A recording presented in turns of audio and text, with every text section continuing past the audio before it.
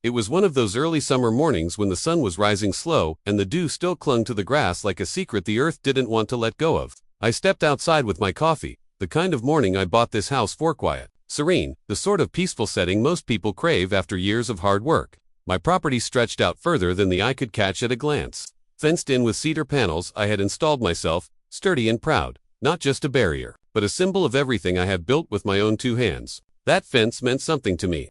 It wasn't just wood and nails, it was boundaries, privacy, and respect. But that morning, the serenity cracked when I noticed something wrong down by the back edge of my property. A panel of my fence was lying flat on the ground, splintered at the edges as if someone had rammed into it with raw impatience. My heart sank, and as I walked closer, the truth became clear. My neighbor, the infamous Karen, was striding across my land as if she owned it, her little yappy dog dragging behind her on a leash, her eyes locked straight ahead on the shortcut she had apparently claimed as her own. She didn't glance at me, didn't pause, didn't so much as acknowledge that she was trespassing. My fence, the one I had spent weekends building, was nothing but an obstacle she had decided didn't apply to her. I shouted, my voice echoing across the yard. Hey, what do you think you're doing? She stopped, turned with that smirk I'd already seen too many times since she moved in 6 months ago, and shrugged as if she had done me a favor. Your fence was in the way, she said coolly, her voice dripping with entitlement. This path is faster to the street. I don't see why you need all this space, anyway, you've got more than enough. My blood boiled, not just from the words, but from the casual arrogance of her tone. This wasn't a misunderstanding. This wasn't an accident. This was a declaration. She had decided my land was hers to walk through, and she wasn't even hiding it. I told her plainly she had no right to be on my property, that she had destroyed my fence, and that I'd expect her to repair it immediately. Karen laughed, actually laughed, the sound sharp and cruel in the morning air. Good luck with that, she sneered. It's just a fence, you can fix it yourself. And if you think you're going to stop me, go ahead and try. See what the HOA has to say about you being so unneighborly. That was Karen's ace card, that HOA. She lived for it, worshipped it, used it like a sword to cut down anyone who didn't bend to her will. In her mind, the HOA was her personal army, and every neighbor was supposed to bow at her feet. I clenched my jaw, already knowing this wasn't going to be solved with a polite conversation. She turned and strutted away, cutting right through my yard to the street like it was a public park. My fence was in ruins, my privacy violated, and my patience hanging by a thread. That morning, as I stared at the broken panels, I knew this was no small incident. This was a war, Karen had declared, and if she wanted a fight, I was going to give her one. Asterisk, the next few days confirmed what I already feared. Karen's shortcut wasn't a one-time thing. It was her new daily routine. Morning, noon, or evening, I'd spot her strutting across my backyard like she owned the place. Her dog leaving little gifts in the grass without a second thought. Every time I tried confronting her, she brushed me off with the same infuriating arrogance. It's just faster this way, she'd say, or worse, you don't even use that part of your yard. So what's the big deal? The big deal was respect, but that word wasn't in Karen's vocabulary. By the end of the week, more panels of my fence were down, crushed by her deliberate kicks, or pulled apart to widen her stolen pathway. When I told her she needed to stop, she waved HOA violation letters in my face, manufactured nonsense about my lawn height, the color of my mailbox, even the placement of my trash bins. She was weaponizing the HOA against me, making it clear she wasn't just trespassing, she was trying to bully me into silence. But here's where Karen underestimated me. I wasn't the type to roll over, and I had something she didn't: patience and a long memory.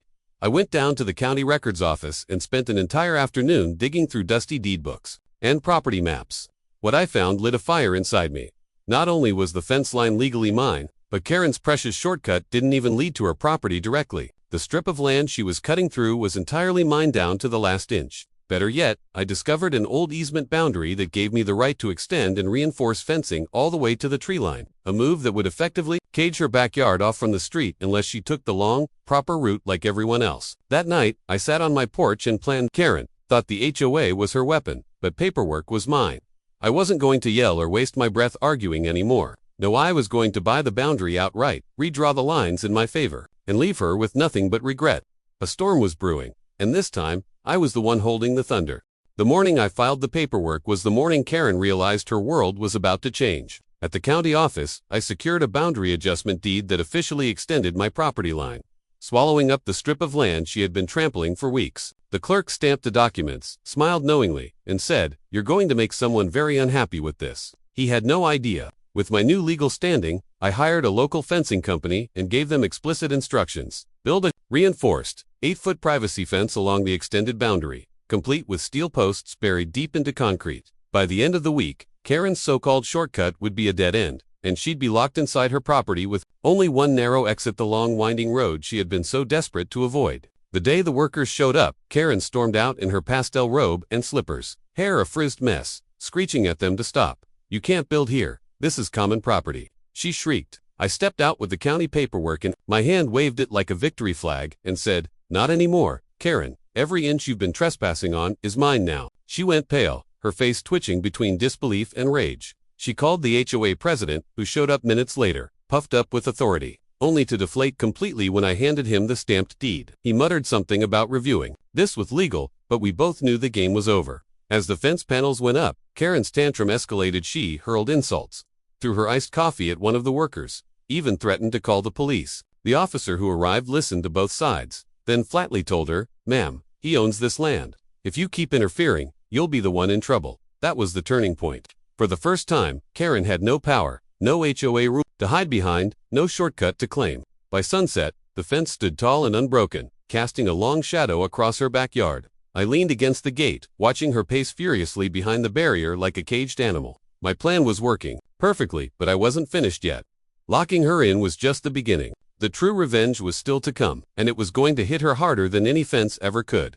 The days after the fence went up were like watching a slow-motion implosion of Karen's ego. She tried everything to reassert her power, but every move only made her look more desperate. At first, she stood at the barrier with her phone in hand, snapping pictures, threatening to take me to court, ranting about illegal construction and violations of community guidelines. I ignored her because I knew she had nothing. My paperwork was ironclad. Then came the passive-aggressive tactics, HOA letters suddenly flooding my mailbox, bogus citations about noise disturbances, improper landscaping, and even failure to maintain uniform paint color. I stacked them neatly on my kitchen counter like a collection of failed weapons. When that didn't work, she escalated into the dramatic. One afternoon, I watched her march across her yard, dragging trash bags, and dumped them against my new fence as if creating a blockade would somehow punish me. Another morning, I found her son trying to kick the bottom panel loose, only to limp back crying when his foot connected with reinforced steel hidden under the wood. But the real breaking point came when she realized her shortcut wasn't just blocked, it was suffocating her daily routine. The school run now required a 15-minute detour, and the extra distance to the grocery store left her fuming. Neighbors started whispering about her meltdown, their sympathy waning as they realized she wasn't a victim, she was reaping what she'd sown. To make matters worse for her, I had already been in contact with the HOA board about her harassment. The board, tired of her antics drawing complaints from other residents, quietly started distancing themselves. When they finally called a meeting to address leadership concerns, I knew Karen's reign of terror was wobbling. Standing behind my new boundary, I could see her unraveling, pacing, yelling, trying to rally support from neighbors who only shrugged and walked away. For the first time, she wasn't the one in control. And the look in her eyes, cornered, frantic, and humiliated, told me she was finally starting to understand. She thought destroying my fence gave her power. She thought trespassing was a victory. But now, she was trapped inside her own lies, and I wasn't even done tightening the cage. The storm broke on a Saturday morning, when the HOA gathered in the clubhouse to address ongoing disputes. Karen strutted in with a binder of false claims and a voice sharp enough to cut glass. Convinced she was about to put me in my place, I sat calmly, a folder of my own paperwork resting on my lap, letting her dig her grave. She rattled off accusations: trespassing, harassment, illegal fencing. She demanded my property be restored to community access, as if my backyard were a public park. When she finally paused for breath, I slid my documents onto the table. The property deed showing my ownership of the boundary land, the county permit approving my fence, and, the final nail, a stack of HOA violation complaints against. Her gasps echoed around the room as board members shuffled through the papers. They weren't just hearing my story, they were staring at months of evidence showing how Karen had bullied neighbors, bent rules, and used her position for petty revenge. When the board chair finally spoke, his tone was flat and cold. "Karen, this board can no longer ignore your conduct. Effective immediately, you are removed from your leadership role, and fines will be assessed for your repeated violations." The look on her face was priceless, a mix of shock and fury, like someone had just stolen the crown from her head. She stammered, tried to protest, but nobody backed her. Even her closest allies avoided eye contact, too tired of her drama to defend her anymore. As for me, I walked out of that meeting with the kind of peace you only feel when justice doesn't just knock it, kicks the door down. The fence still stood tall, stronger than the day it was built, a monument to patience and persistence. And Karen, she was left locked inside her own shrinking world. No shortcuts, no power, no way out. Every detour she took was a reminder that her empire of control had crumbled, not because of screaming matches or cheap tactics, but because I refused to play her game. In the end, the boundary I bought wasn't just wood and steel, it was a line she could never cross again. And for once, silence replaced the chaos. The neighborhood finally breathing free.